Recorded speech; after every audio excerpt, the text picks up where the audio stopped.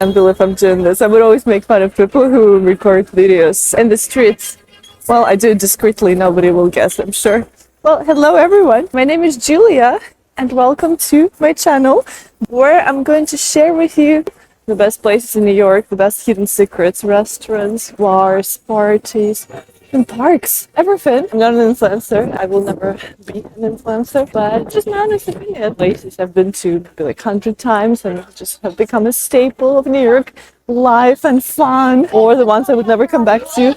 Or some areas I would never go to if you want to have a good time in New York. The spring is springing, it's really warm, and you won't believe where I'm going to. Fucking Central Park, Julia.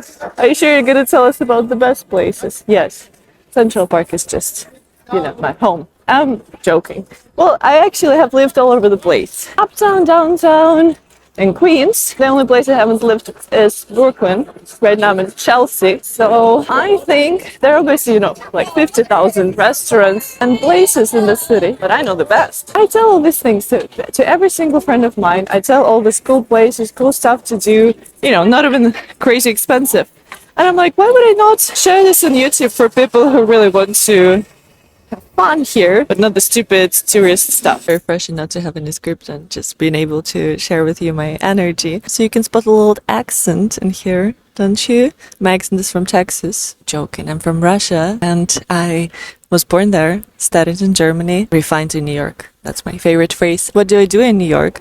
Well, I have my language school where I torture New Yorkers with German language, aka teach them German language. Can you imagine people still want to learn different languages? And yeah, I've been living here for almost 4 years and I've seen so many cool places, horrible ones. I had to learn things my way, first-hand experience, what not to do, what to expect, what to be aware of, and what to be looking forward to in this gigantic city.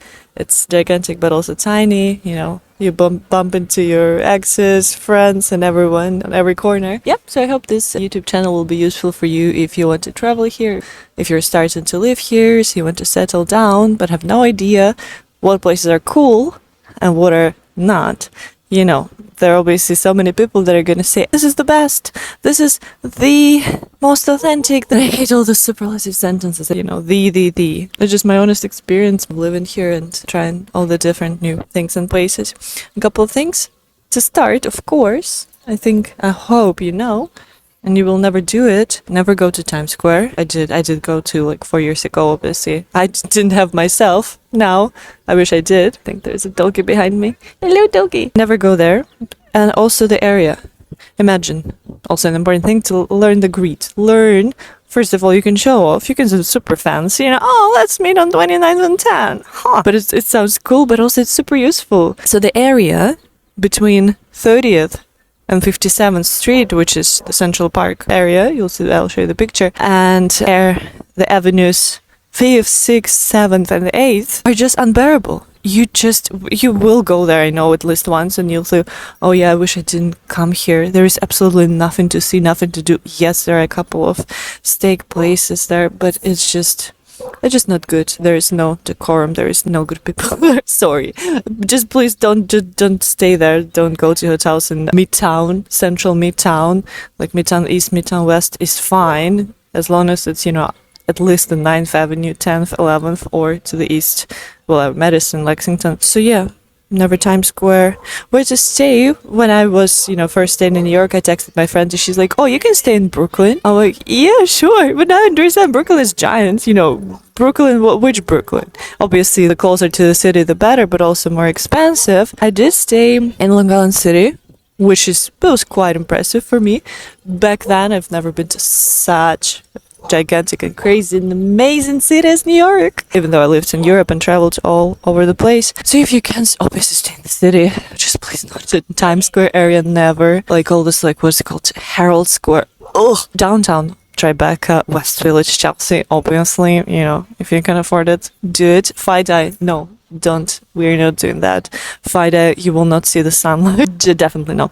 Upper East Side, Upper West Side, very, very nice. You're going to be very close to the park, greenery, worth it.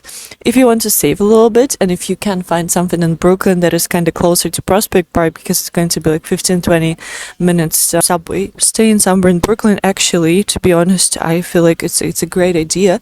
You'll feel, you know, the soul of New York, because it's just in the city, everything has become so expensive and so overhyped, and all those lines for bagels and ice cream and everything, just unbelievable. This is not good. So to be honest, a very, very underrated but very cool neighborhood, I find, Greenpoint. Yeah, it's kind of Brooklyn. Just you'll see the beautiful view to the whole Manhattan. Williamsburg is good, a bit overhyped as well at this point.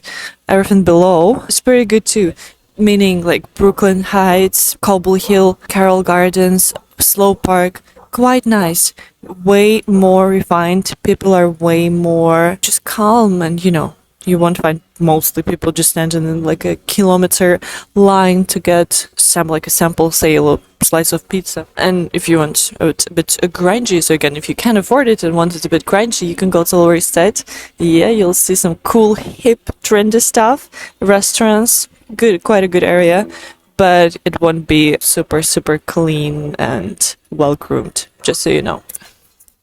This might be controversial and you might not agree with me, but I think you should avoid all chains unless you need something, you know, just the juice, a fresh pressed juice. Everything else, it's in every city, and the quality is often horrible. I don't want to get into the details, but you know, the bigger the chain is, the worse the quality is. I always would try to find little cute coffee shops, little cute sandwich places and everything, because you can do support local business that way. And just remember, staying in line for anything is so useless. Yeah, you might get, you know, a very delicious bagel or pizza, but what are we living for? To stand in line for food? Whatever. I'm a bit boring. The more you get to know me, the more you see how boring I can be with libraries, with hating AI, with hating people on their phones all the time. That's the way I am. So I want to divide the city into West Side, East Side, and also Brooklyn. And little by little, I'll be sharing with you the coolest places, the most fun. And again, I'm using superlative myself, so please don't judge me too much. But I genuinely believe that they are the best, because tourists do not know about them. Only true, real New Yorkers do. And yeah, so it's all, you know, first-hand experience, my own. So just your older friend or aunt, whatever you want to call me, who lives in New York and knows stuff. Not everything, but some. So I will see you in the next video, where I will most probably tell you about things to do on the West Side. Imagine you had only 3 days. Well, it's really not enough in New York, but if you had 3 days, what you could do. Okay? Yeah, I hope you enjoyed this little video, and I'll see you in the next one.